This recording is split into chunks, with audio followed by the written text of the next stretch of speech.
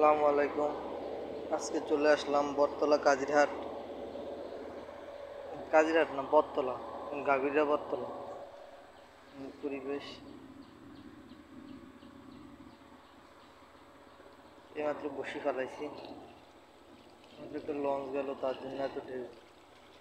ওই জায়গায় রাজু ভাই আছে, রাজু ভাই আমি একসাথে আসছি।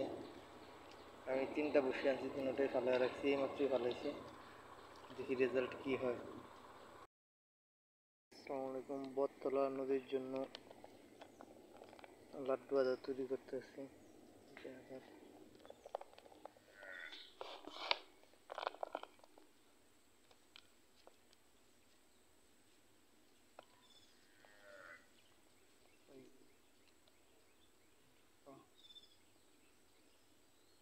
দেখেন কিভাবে তৈরি করি।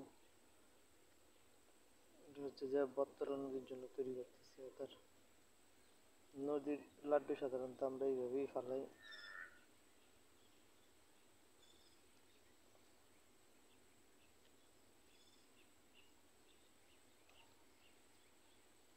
তৈরি হয়ে গেছে। আবার